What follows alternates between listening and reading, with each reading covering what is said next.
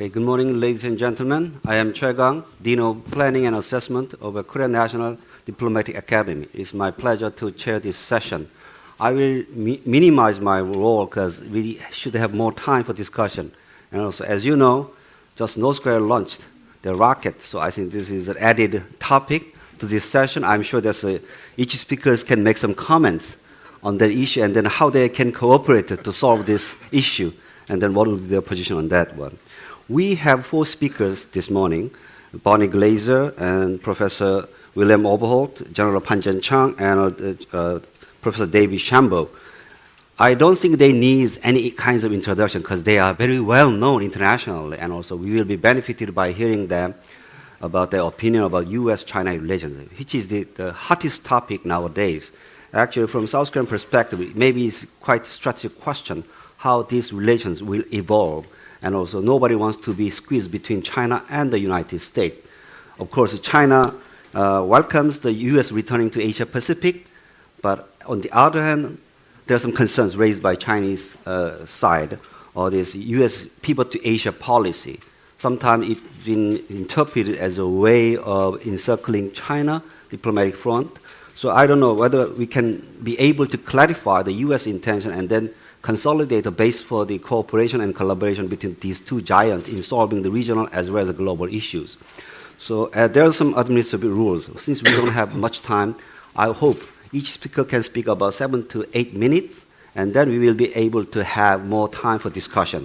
First of all, I'd like to invite Ms. Bonnie Glaser, please. Thank you very much, Kang, and thanks to the Asan Institute, and congratulations on a very successful conference, and I'm very pleased to be here and be back in Seoul. There's already been some discussion about the U.S.-China relationship yesterday and today. I recall in our plenary session yesterday a point made by Ken Lieberthal, which I very much agree with, that the priorities in Washington and in Beijing are very much domestic.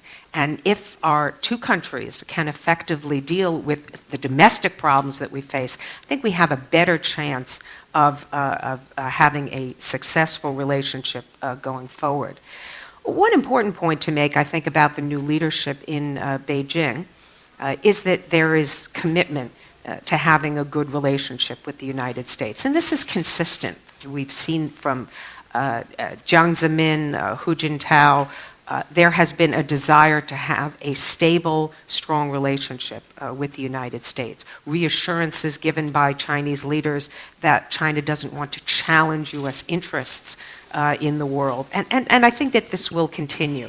Xi Jinping, when he visited the United States in February, put forward this idea, which others have referenced, of a new pattern of major power relations. We don't really know what this means, but I think it does reflect the desire of the Chinese to avoid an intensive strategic rivalry with the United States. Obama, of course, also, I think, remains quite committed to trying to have a more cooperative relationship with China. He came into office in 2009 with, I think, a bit inflated expectations about what the U.S. and China could do together, although I don't think he ever had the notion of a G2. He did want to work with China in addressing big problems like global warming and proliferation and global economic rebalancing. There have been, obviously, disappointments, I think, in the Obama administration, but nevertheless, I think President Obama understands China, is very clear-eyed about the challenges that the U.S. faces and the world faces as China emerges, but also sees tremendous opportunities. Now, I think growing mutual suspicions in the U.S.-China relationship is a real problem. And Ken Lieberthal and Wang Jisoo wrote this very interesting paper about those mutual suspicions. I think that China is very concerned about the U.S. rebalancing policy to Asia or pivot to Asia. The U.S. is seen as trying to forge anti-China coalitions, divide China from its neighbors. China is worried that the United States has made China target of its military strategy. And there are obviously pervasive doubts that the U.S. will really accept China's rise in the world. U.S. concerns I think begin with China's trade and economic policies that are seen as unfair, weighted in favor of Chinese companies. China's seen as bullying its neighbors, some of which are American allies. China's coercive economic diplomacy is seen, I think, as very worrisome against countries like Japan and the Philippines.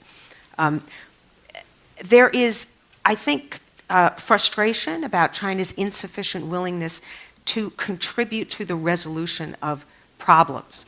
The United States really does want China to take on a bigger role in addressing problems like North Korea. I think we've been very disappointed at China's unwillingness to really use its leverage with North Korea. We'd like to see China do more with Iran, which has been sort of a mixed picture. And in the Middle East with Syria, I think we've been very frustrated with China's approach. And then, of course, we have concerns about the topic that was discussed in the last panel about China's military development. So there's ongoing efforts to address each other's concerns, mostly through dialogue. Mutual trust is really, in my view, not built through dialogue. It's actually built through success stories of actually doing things together. And in order to do that, you have to have converging interests. And we do have some converging interests with China, or at least some overlapping interests. But we also have diverging interests. And we need to be very clear about what those are. But the U.S. has developed a series of mechanisms to talk with China and to try to find ways to work together. And we have, of course, at the highest level, frequent summits. I think there's been 13 meetings between our presidents. There's the strategic and economic dialogue, the strategic security dialogue, and the Asia-Pacific consultations, the last two of which were really created in the Obama administration. And we need to make these more concrete and successful. The first meeting between presidents is always very important. President Obama met with Xi Jinping, but not as president, and he will not do so until after Xi Jinping becomes president. We're likely not to see that meeting take place until September, which, in my view, creates a little bit of drift in the U.S.-China relationship. Because when presidents meet, they forge a consensus, and then they instruct their bureaucracies to implement things, and it brings a sense of stability to the relationship. And so I think this period is a little bit uncertain. Smaller and middle powers, like Korea, I think are very worried about U.S.-China rivalry. I think it's clearly there's going to be competition between the U.S. and China. Differences will certainly persist. I believe that full-blown strategic rivalry is unlikely. But a successful U.S. policy cannot compel countries in this region to choose between the U.S. and China. All countries want the United States and China to get along. And a policy that is pursued by the United States to sow friction in the region, to try and isolate China, not to mention to contain China, would be resoundingly rejected by this region. I think that is very acutely understood by U.S. officials. This is a critical component of U.S. policy toward China, is to try and develop enough of a working relationship with China that we are not increasing concern in the region about the competition between our two countries. David Shambaugh in the last panel talked about the U.S.-China security dilemma. I also have concerns about this. I think we've been really preparing to fight a war with each other in earnest since really the mid to late 1990s, since after the missile firings in the Taiwan Strait. It is very difficult to build a relationship of mutual trust when your militaries are actually seeking to fight a war against each other. And this has, I think, dominated in many ways the U.S. policy agenda toward China. It is, I think, a challenge for the civilians in any U.S. administration to try to prevent the military from driving this agenda. And I have seen this in my own experiences in dealing with administration officials. A final point that I would make is that a critical factor in the future of the U.S.-China relationship is the future global balance of power and the perception of that balance of power. And I think that in 2008, with the onset of the global financial crisis, that there was a great deal of discussion around the world, including in China, about the beginning of the decline of the United States as a global superpower that led to some misjudgments, some testing of the waters. And I do think there has been a rethinking of this in China, although no clear conclusion about the balance of power between the U.S. and China and the future U.S. role. There was the release yesterday of the NIC report, which of course notes that China will overtake the United States by 2030 and probably earlier in aggregate economic power, but also makes the point that in other indices of power that China will lag behind, and that the United States is likely to remain far superior to China in very important indices of strength. So it is the actual balance of power, but also the perception of power that I think is important. And there would be dangerous consequences, in my view, that could flow from a Chinese assessment that China inevitably will be replacing the United States, or will have an equal set of capabilities to the U.S. In the future. I don't think that's likely to happen in the very near term, but I do think it's something that we should be watching as we get closer to 2020 and beyond. Thank you. Thank you, Bonnie. And secondly, I'd like to invite Professor Overholt for his comments. Please. Thank you. I'm going to try not to duplicate either what I said yesterday or what Bonnie just said, which I fully agree with. I think it's always worth starting with the fact that since 1972, our two countries, the United States and China, have basically had the same policies, with details varying and noise levels varying, and these policies have been very stable, they've been very successful, and in both Beijing and Washington, they've been very wise at the highest level. And those policies are basically the United States welcomes the rise of China, but hedges in case there's the emergence of an aggressive China down the road. And China basically joins the system and focuses on its own economic development.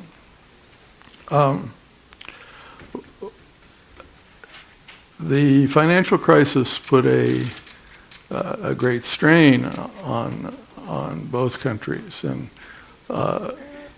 it's a useful test of the relationship that nothing terrible went wrong. Each side made some mistakes.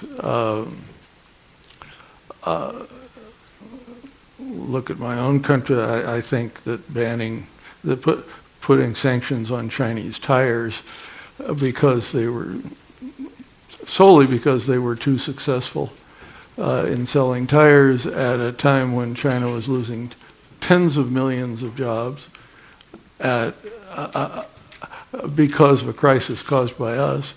I think it was incredibly insensitive. I don't know of any senior official in Washington who even thought about it that way. I think there were some mistakes on the Chinese side too.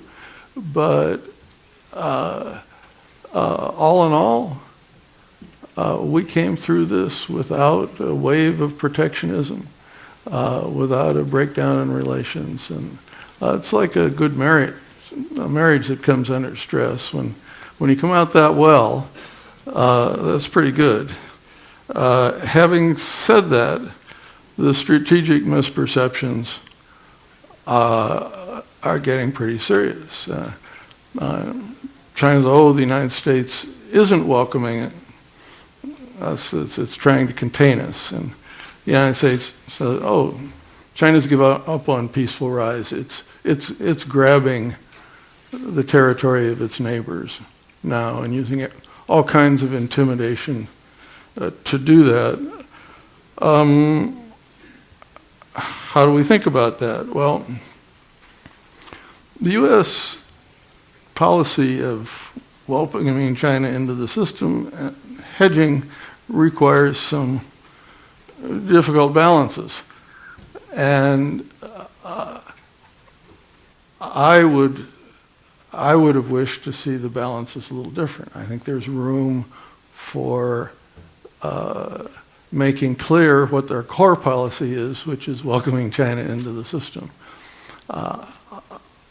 I think the aggressive patrolling that tries to trigger Chinese defenses as if there were an American invasion, so we can read their responses electronically, is not the kind of thing you do in a peaceful relationship. And when the Chinese try to stop that, that's not an interference with freedom of the seas.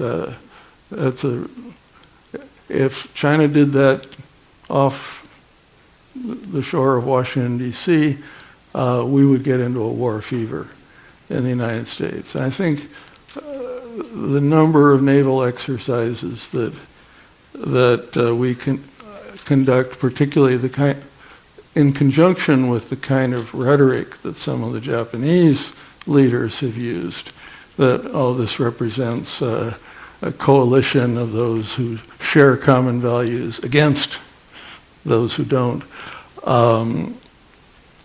I think we could do better if we got those balances better. On the Chinese side,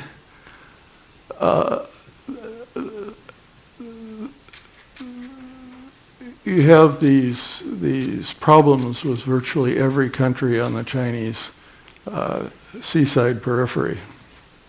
And China says those problems are because of the U.S. pivot. Well, I think the pivot has been badly managed.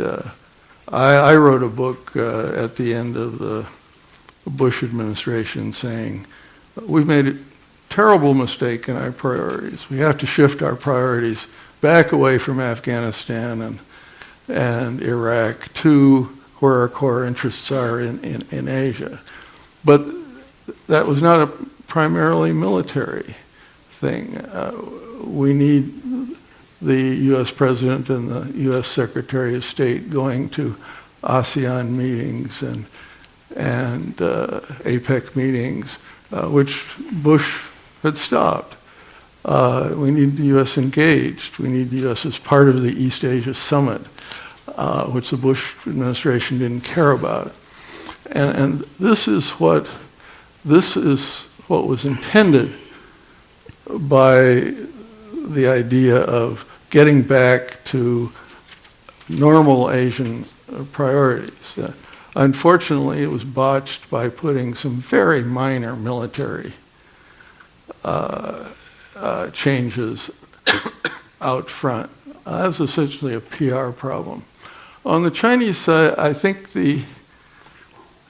we've seen a series of arguments about the territorial waters issues. And the first story was, well, those officials who talked about core interests weren't representing the view of the Chinese leaders. We heard this from academics and foreign policy officials all over the world. That argument seems to have kind of faded. And the next argument, well, we dealt with our land issues through compromise, but we're held back in doing that on the sea issues by the fact that our netizens are now so nationalistic. As the government has filled its airline magazines with stories about visiting China's Nansha Islands and all the wonderful conservation measures that are being done, and put it on the passport, put the maps on the passports. It's clear that the government is now leading nationalism. It's not being held back from compromise by popular nationalism. And the story that the problems come from the U.S. pivot, are we to imagine that if there were no U.S. pivot and China were making a kind of grab for Scarborough Shoal and sending its Coast Guard to patrol islands just on the coast of Korea and doing this throughout the region, that everything would have been fine? Well, I don't think it would have been fine. China really needs to explain what it's doing here. If it would compromise with one country, make a deal with Malaysia, that would send a signal that there's a sincere willingness to consider that China has interests, but other countries have interests too. But I don't think we're hearing that.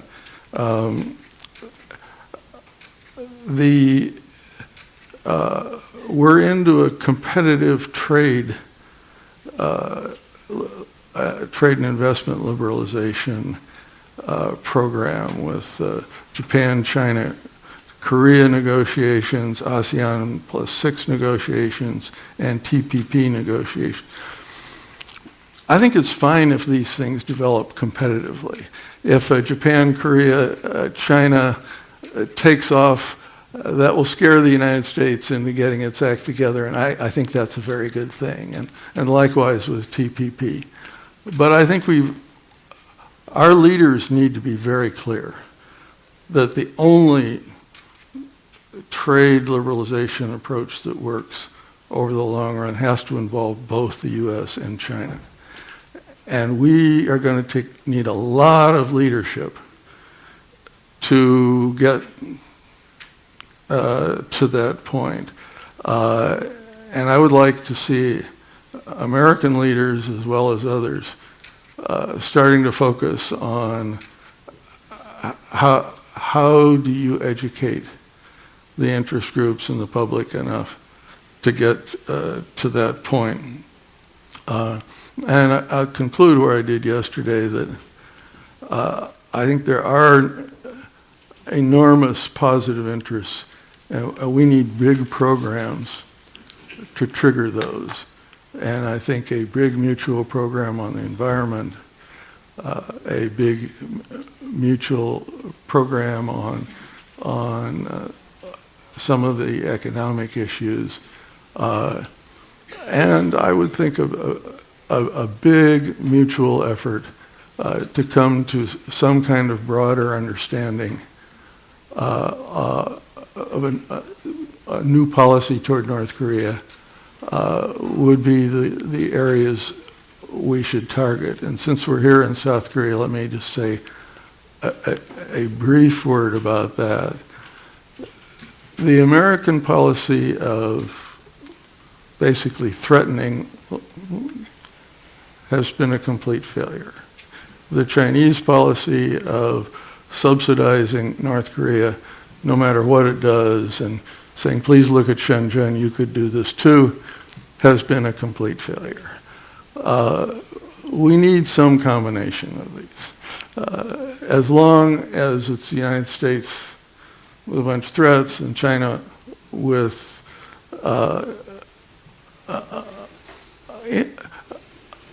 seemingly unlimited willingness to keep North Korea going, it isn't going to work. There's a new mood in Washington. There's a new mood in South Korea. There seem to be the beginnings of a new mood in China. Let's make a huge effort to see if we can't come up with enough common ground to make an offer with really big carrots and really big sticks that helps North Korea. Steve Bosworth, in a lecture at Harvard, said, you know, there are two problems in North Korea. There's the failed state problem and there's the nuclear problem.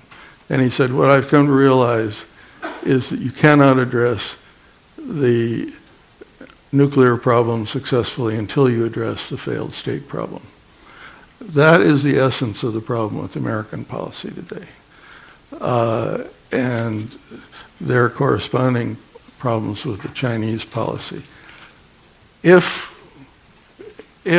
we try to break through the barriers of mistrust and put together a different combination, I believe there's an opportunity for a breakthrough. And maybe there isn't, but if we don't try, the game is going to get very dangerous indeed. So it's time for a big push on all parts, by all parties. Thank you. Thank you, Professor Overholt. Now I'd like to turn over the floor to General Pan Jianchang. General Pan, you have the floor. Thank you. As always, it's a great pleasure to be here, and therefore I would echo the appreciation of my colleagues towards Asan Institute and Han for your very kind invitation. I enjoyed the discussion, and I think these kind of interaction are very conducive to the better understanding among the scholars and the specialists of China. And sometimes I cannot help feel amused to see my country so meticulously scrutinized. And I think this is also a chance for me to learn the concerns and their views about China's development. And I think that this is a legitimate concern. If I were a foreigner around in a country around China, I might have the similar kind of concerns facing a rising giant, or whether it's real or fancied. But anyway, I think it's legitimate for these countries to ask the question, what will be the policy orientation of the future China? Particularly, of course, among these questions, one of the questions is Sino-American relations. I think I'm the right person to speak on the subject because my own career, particularly related to American affairs, coincided with the Nixon secret visit in 1971.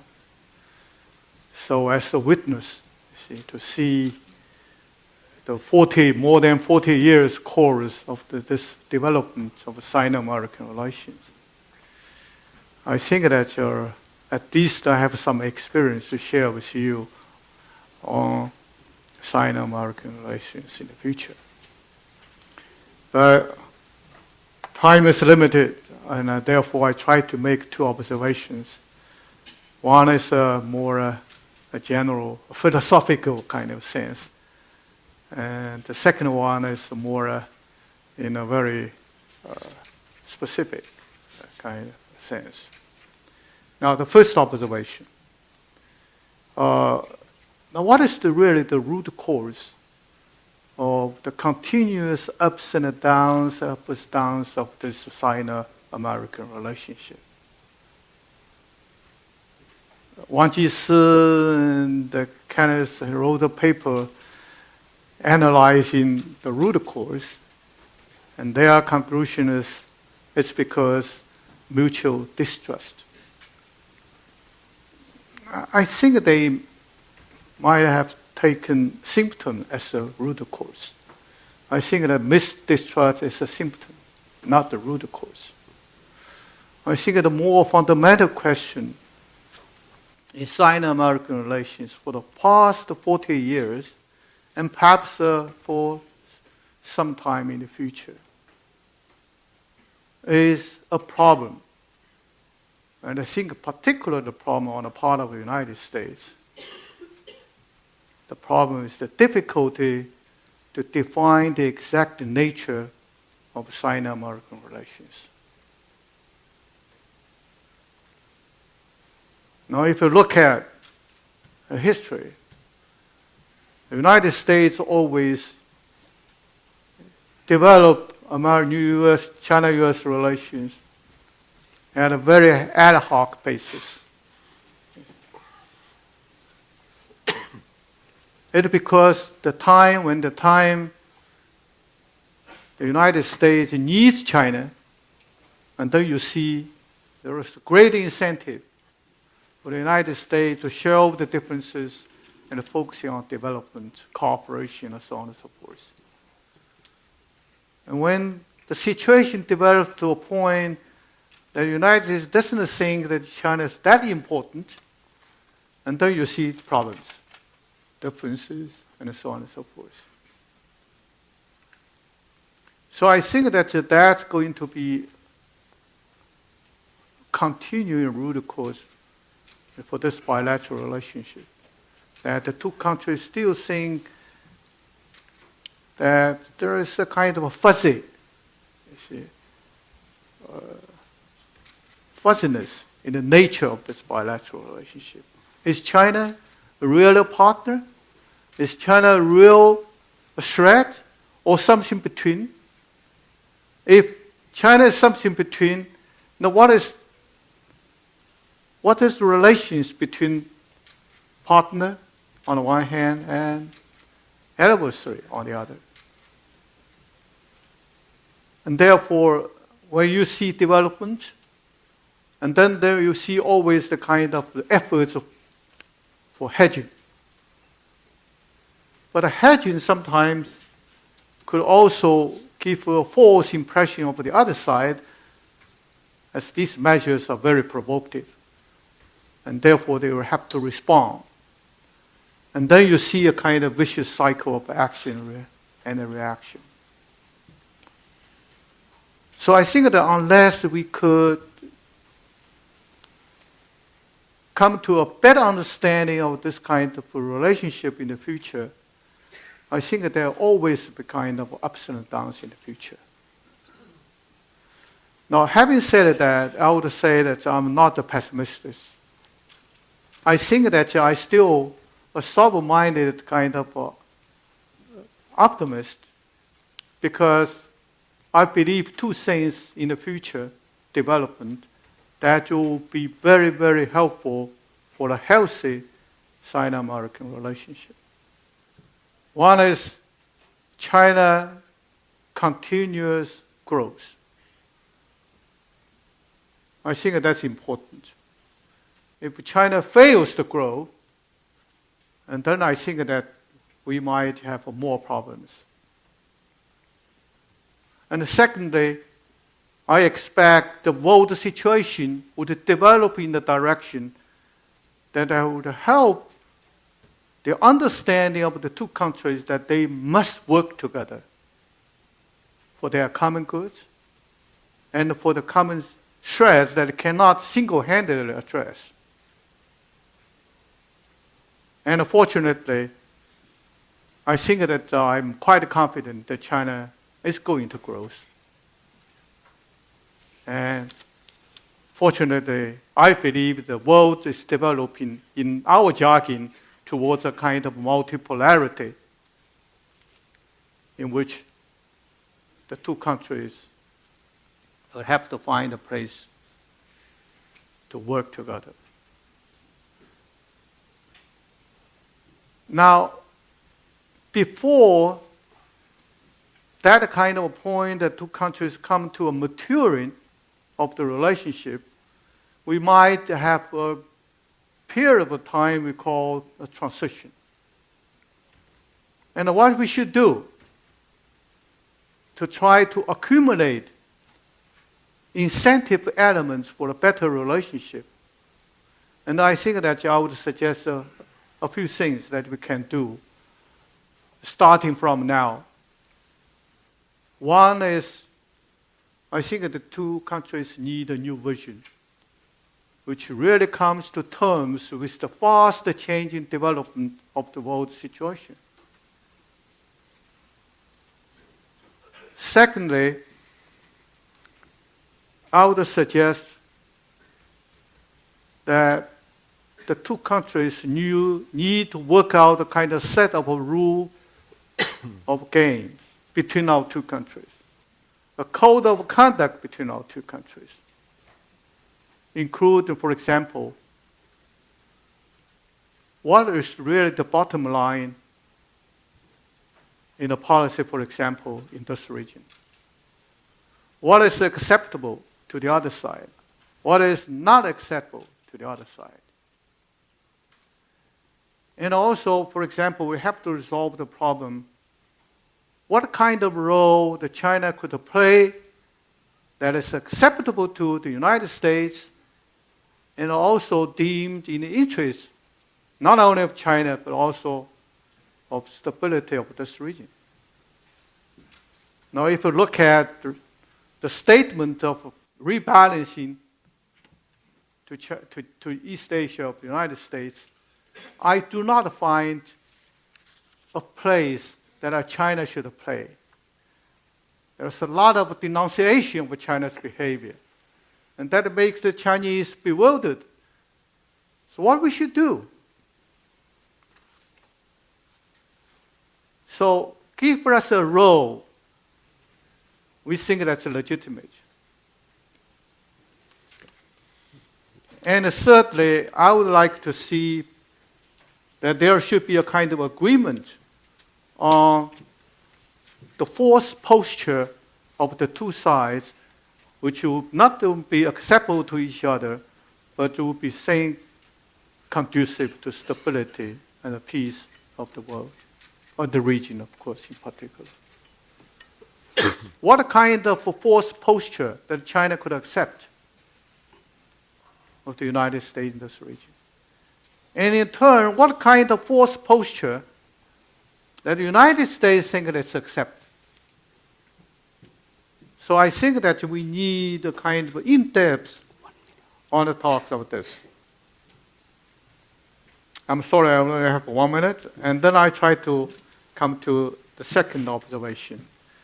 And I'm more concerned for the short term about one of the implications of rebalancing of the United States to East Asia. And that is the rising tension among China and the East Asian neighbors, and particularly a kind of flare-up of territorial disputes. Now let me emphasize, they may be a kind of inadvertent consequence of the rebalancing policy. That is, to help the Chinese reevaluate its policy towards its neighbors. Good neighborhood policy would continue, of course, because we need a peaceful, stable, very friendly neighborhood. But what should China do to maintain its sovereignty and integrity would become more conspicuous in its strategic calculation. Now, the reasons, I try to be very brief. Now, first of all, China would see increasing stake in its maritime interests. And secondly, China seems now come to believe that China's unilateral restraint on these territorial disputes has not achieved the result we desire. We hope that our unilateral restraint would help some kind of responses in kind from the other side, but uncontrollably, the other side's unscripturally infringing upon the sovereignty of China. And thirdly, China believes if it does not respond in a more determined way, it would affect our domestic stability as well. So it's not only an international issue, it becomes a domestic issue. Thank you, General Pan. And finally, one thing. And finally, I think this is also a response to rebalancing of the United States. We just want to show the United States that we are more determined to save our maritime interests, whatever cost it may. Thank you. Thank you, General Pan. Last but not least, I'd like to invite Professor David Shambaugh for his comments. Please. Thank you. Well, let me see if I can pick up on some of the themes that I've heard and give you my sense of where the relationship is today and headed. Obviously, we have two new governments in power in both capitals, although obviously the Obama administration is a continuation, but there will be new faces, to be sure, after January. But I guess the first point I'd like to make is that I don't really think that the change of governments are going to change the relationship in either direction. And I don't really think, frankly, that leaders or the people in different bureaucratic positions have that much influence over the state of U.S.-China relations, including the very top leaders, President Obama and President Xi. Because I believe that the relationship is now so complex and so systemically embedded in global, regional, bilateral, functional number of other areas that that there are deeper forces that are shaping this relationship. So even though so let me see if I can kind of sketch out some of those forces in three quick set of comments. One on sort of external drivers, second on domestic drivers in each country, and then finally some thoughts about what could affect the relationship in the future. Bonnie quite rightly mentioned the desire, or the stated desire by both sides for forging a new type of great power relations. This is a very good aspiration. Indeed, both, what is meant by that, you're right, Bonnie's right, that real content has not been given to it, but I think it's understood simply that rising power shall not challenge established power and result in global conflict, which has been the historical pattern, save the American rise during the time of British primacy. So they do need to flesh out this concept. That'll give them something to do in the next year or two. And no doubt, hopefully, at the next summit that they have, they could actually put forward a vision document of some sort that really put flesh on the bones of this idea. That would be very helpful because governments and publics respond to visions to some extent. And the signals that are sent in such a statement, I think, would be important and go beyond rhetoric. But my sense is that it's a good aspiration, but that the reality of the relationship today is that it's comprehensively, it's a mixture, as it always has been, of cooperative elements and competitive elements. But what's changed, in my view, is the balance between those two elements.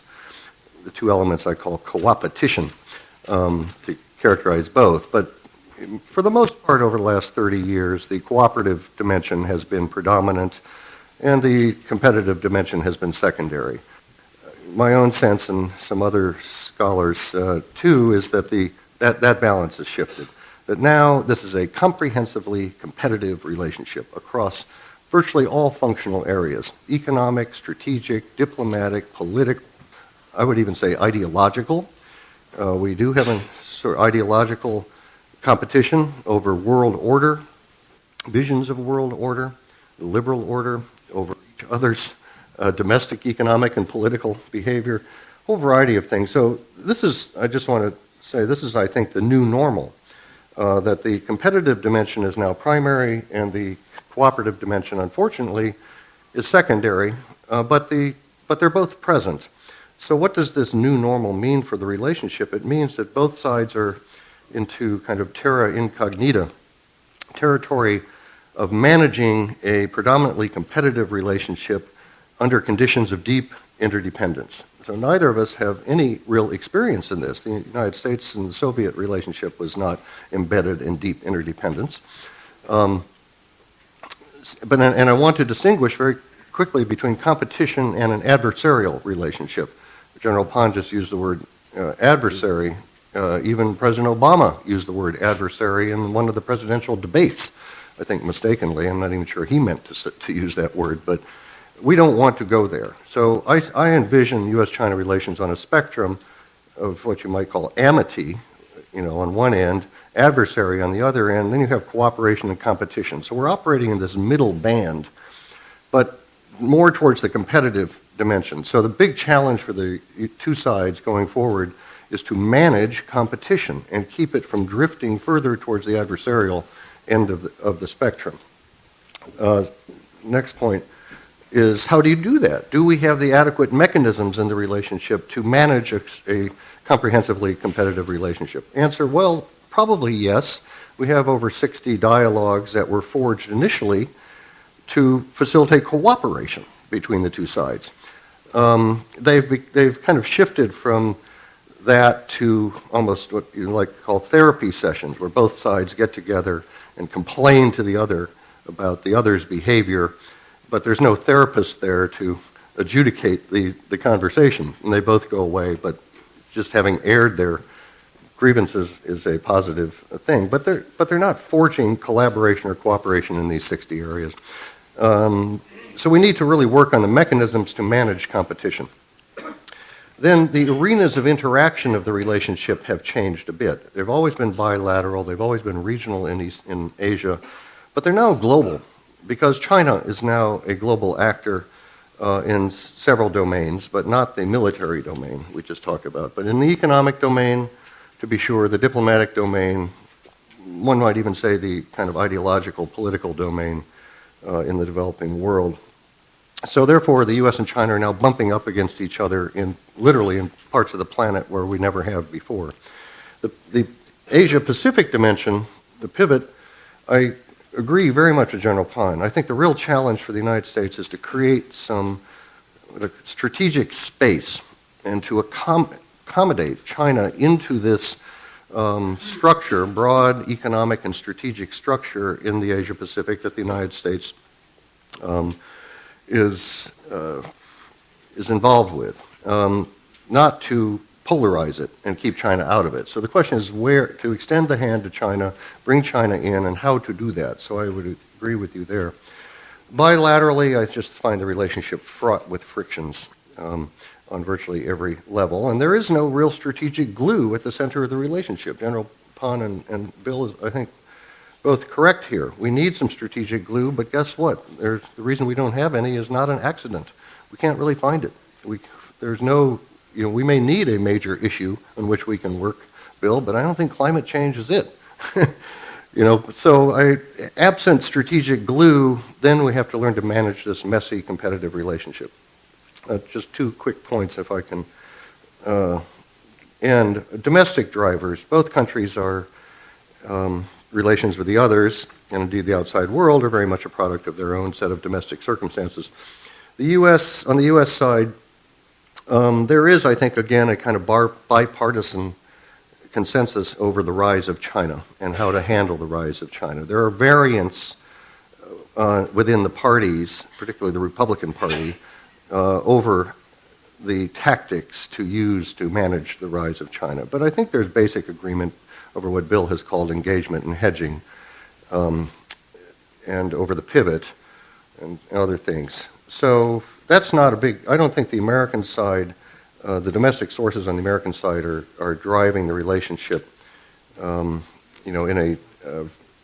a very negative direction. I am worried, though, about the Chinese side because of two things. One, this sort of rising nationalism and victimization narrative that has been going on for 60 years, frankly. I toured that National Museum exhibit over the weekend. That kind of identity, national identity, is not conducive to forging good relations with the West in general, much less the United States. Xi Jinping going and highlighting that in his first month in office, or first 2 weeks in office, is not a good signal to send to the West in general and the United States in particular. Secondly is, I suggested yesterday, we were talking about, I think this Chinese regime is insecure domestically and under tremendous challenges, as the first plenary session yesterday already elaborated, so we don't have to go over that. But for the Americans, that means we're dealing with a weak, not a strong state. Now, General Pan and Chinese colleagues may disagree with that, but my perception is that we're dealing with an insecure, weak, and party state that is really overwhelmed with very complex domestic challenges, to say nothing of the regional and the global side. And therefore very much needs a stable relationship with the United States. The last thing China needs is a antagonistic relationship with the Americans. So that's sort of on the domestic front, but I do find that Chinese nationalism and the state of the party in China is a factor in the U.S.-China relationship. So going to the future, looking at the future, neither side wants this relationship to move towards the adversarial end of the spectrum or to go into free fall, and we do, I think, want to forge a new type of great power relationship. And that needs to be fleshed out and articulated better, and that would help. But several things can throw this off. The Taiwan issue is always capable of throwing off, is an understatement, of undermining the relationship and causing potential conflict between the two sides. Right now it seems under control, but it's a dynamic, changeable issue. I just have to remind ourselves of that. Third-party issues. This conference has spent a lot of time talking about what you might call third-party issues in the Pacific region, the maritime domain, but I can imagine third-party issues outside of the Asia-Pacific region as well, affecting the relationship. And then finally, the security dilemma has its own dynamic, with lots and lots of money on both sides. Military-industrial complexes, huge bureaucracies, long-term missions. When you're investing in weapon systems, these are 10-year or more plans and investments, and they're built on certain sets of assumptions.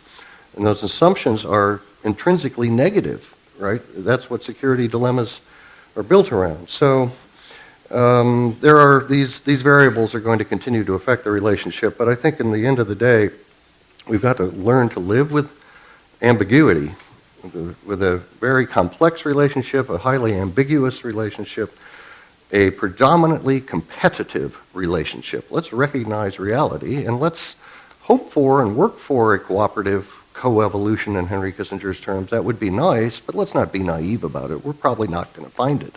So the question is really how to manage a comprehensively competitive relationship and keep the two countries and try and expand the domain of cooperation where we can. Thank you, David.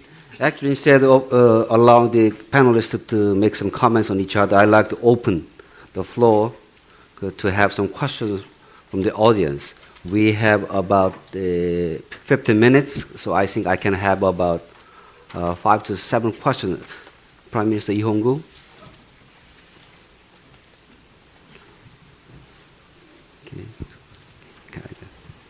As all the panelists have already pointed out, I think everybody wants to have a very good U.S.-China relations, which is essential for the peace, not only in Asia, but globally. And we certainly like to see an emergence of new strategic relations, which is primarily more cooperative between U.S. and China. Now, you have already talked about the 40-year history since 1971-72, new U.S.-China relations. But let's go back 20 years, a little more. Both these two powers have fought in the Korean Peninsula, the Korean War. And the July 27th next year marks 60th anniversary of that war. The ceasefire was signed July 27th, 1953. So we very much like to see both leaders upgrade the Korean issue in their thoughts. I don't really like to compare our situation of today to the European situation 20 years ago, but when the both East and West and Soviet Union and the US decided that unless you resolve the German question, there cannot be peace in Europe, you have made a breakthrough. And we certainly hope to see both Mr. Obama and Mr. Xi Jinping make a great leap forward in their thinking, and that maybe the best place to start to build a new strategic relationship is to face the reality of the Korean question. Both Koreas were admitted to the United Nations in 1991, so we all accept the existence of two-state systems on the Korean Peninsula. Now, how the question remaining is how are we going to create a new two-state relations on the Korean Peninsula, which will fit in to the kind of strategic cooperative relationship between U.S. and China as well. So I like to hear from you if you have any real suggestions as to how we can start this. I think this is a very urgent matter for the Koreans, but again, I think this, I'm afraid that because of the domestic economic issues and others, both leaders may be somewhat hesitant to start anything. And I hope this will become a real the big issue in the first summit. And I'm glad you mentioned the vision statement, and I think something could be included in there. Thank you. Thank you, Prime Minister Lee. The gentleman in the second row.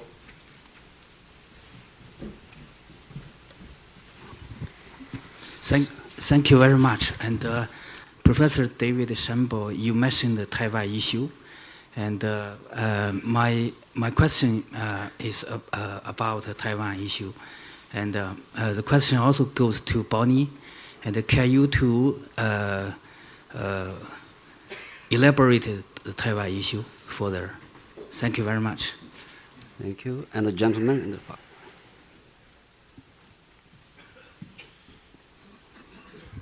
Two questions from the Russian corner. First to David. How do you see, how do you estimate a Russian factor in America-China relations? And second question to General Pan.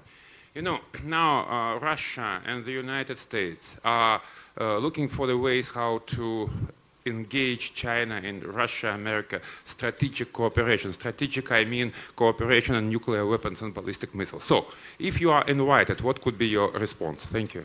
Thank you. Now, Professor Kim Hong-gyu.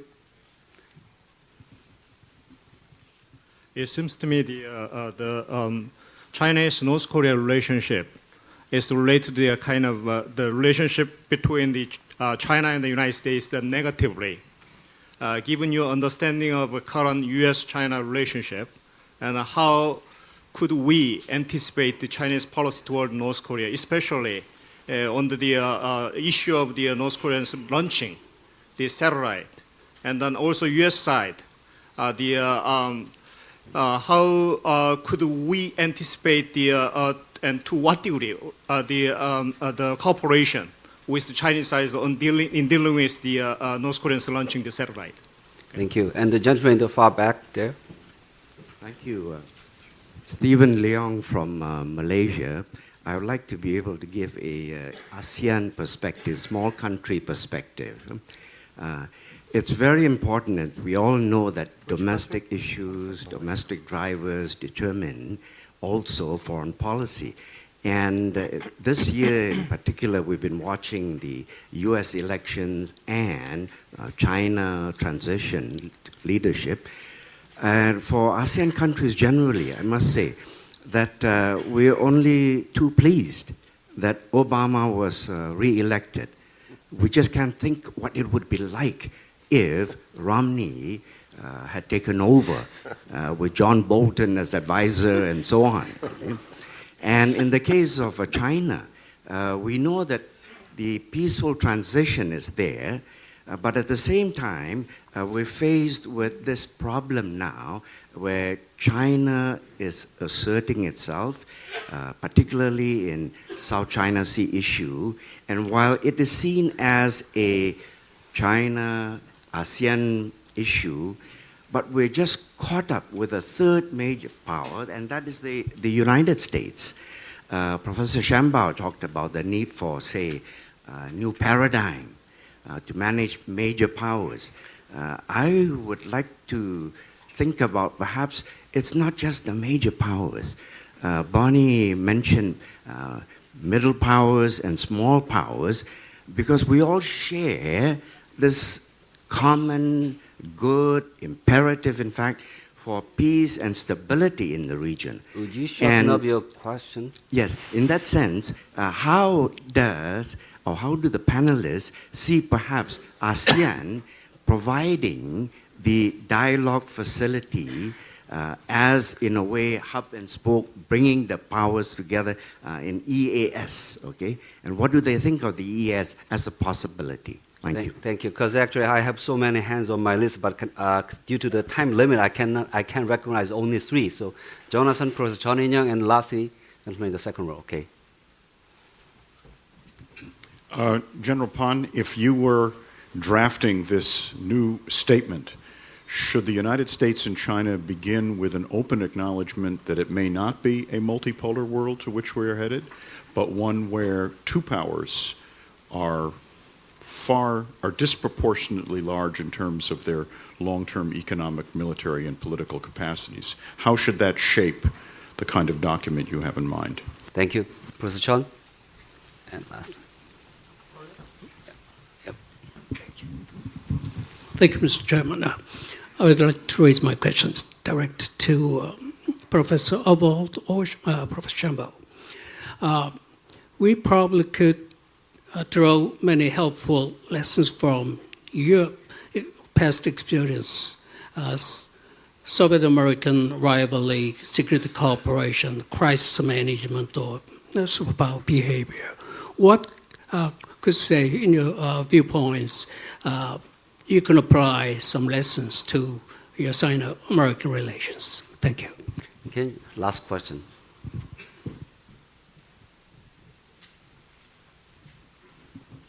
Andrew Small from the German Marshall Fund.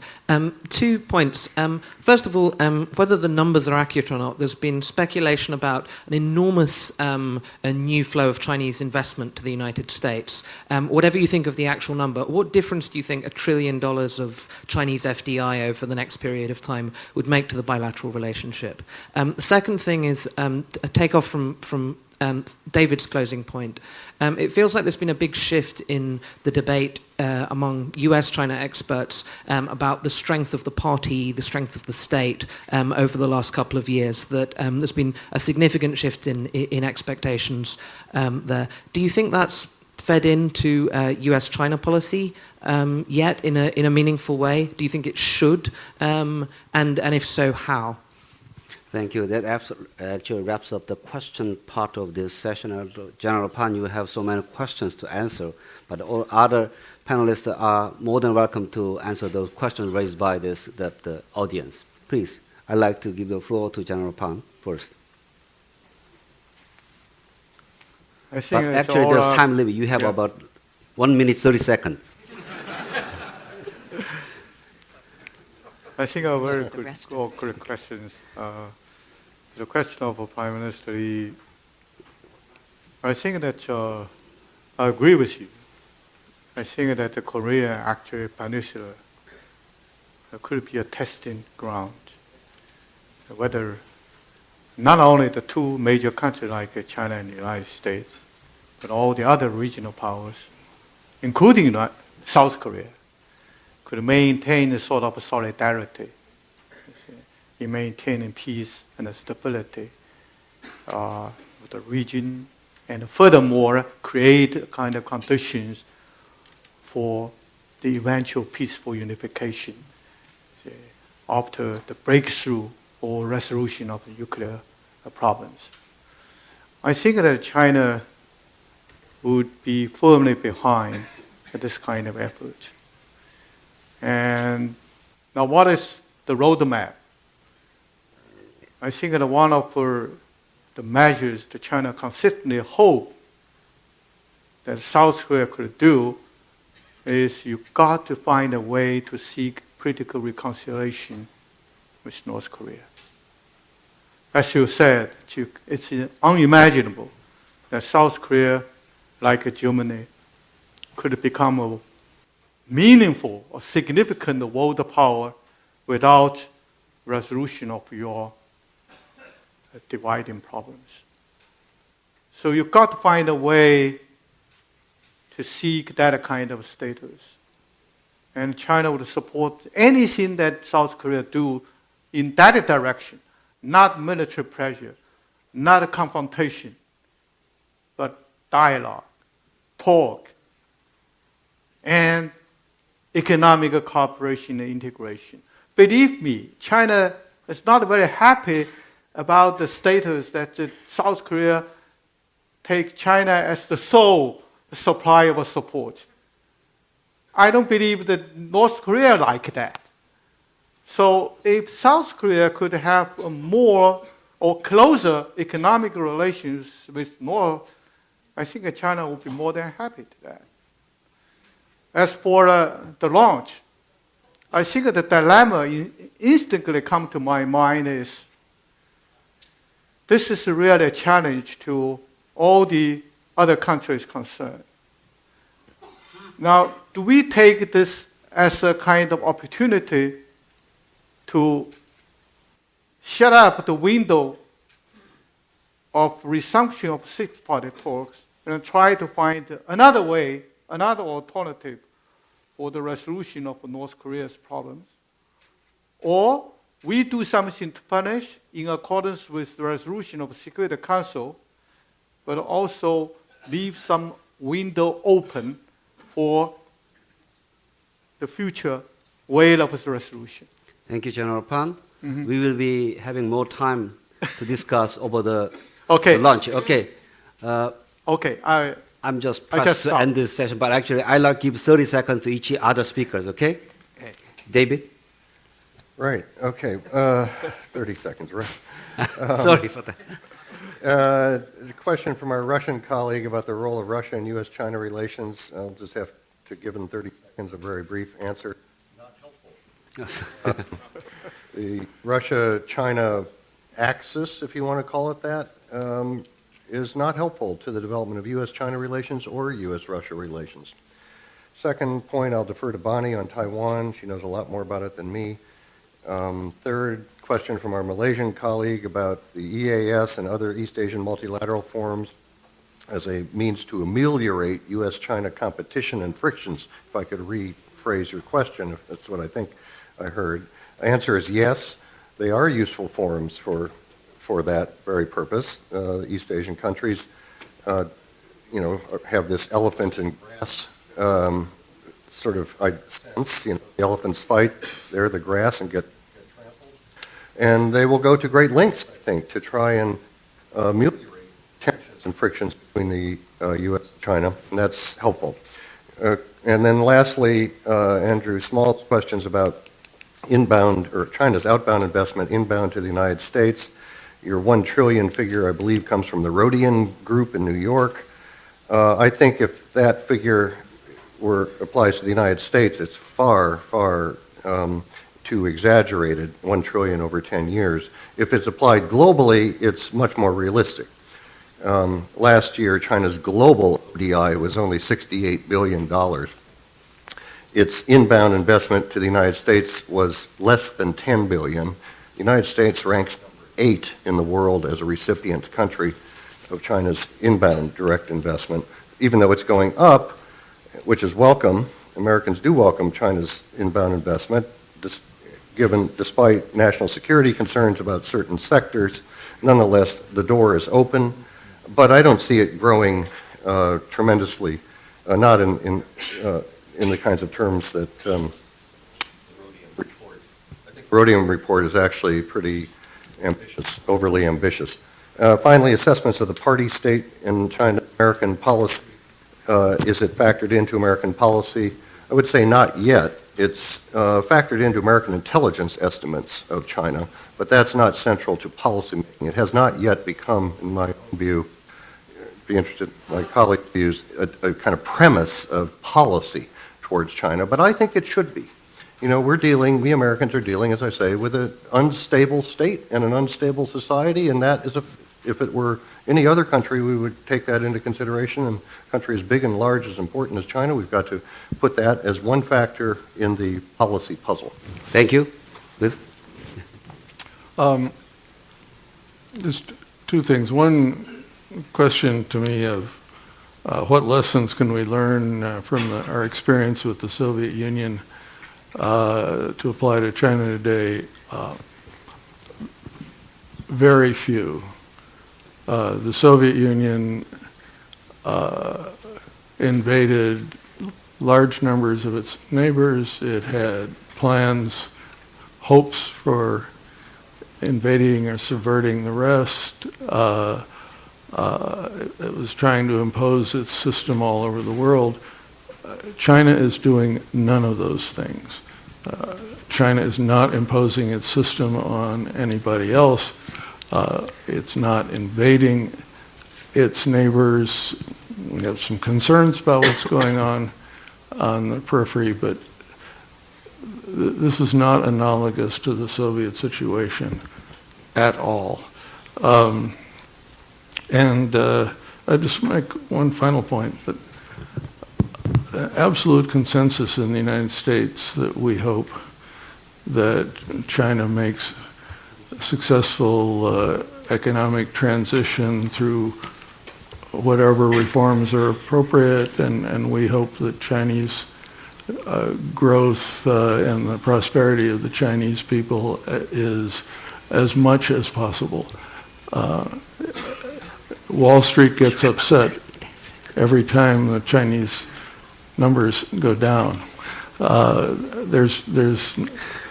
There's no significant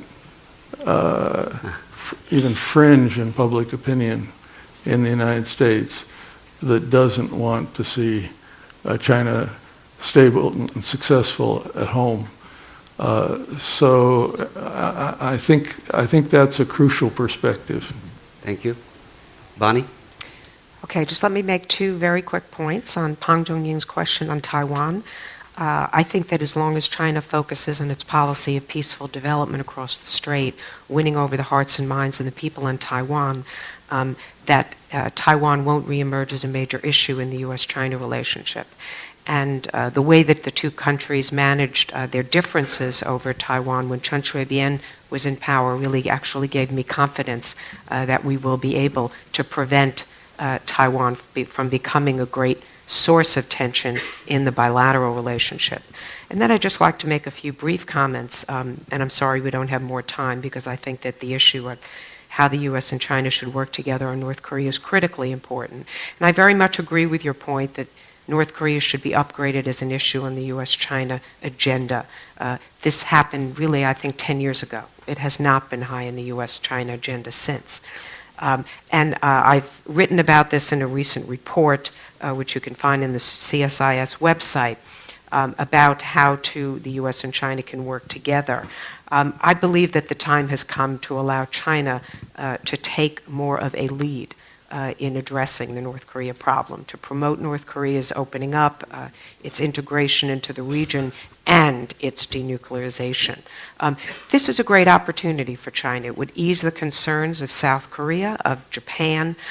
It would ease the concerns of the entire region that China is emerging in ways that are destabilizing. This would be a great contribution to the region. I think it would transform China's reputation. And the U.S. can play a role, of course, and has to play a role as well. But North Korea is not just sort of it's not a U.S.-North Korea problem. China has always had a critically important role to play. And then finally, on the issue of the satellite launch, Kim Hong-kyu,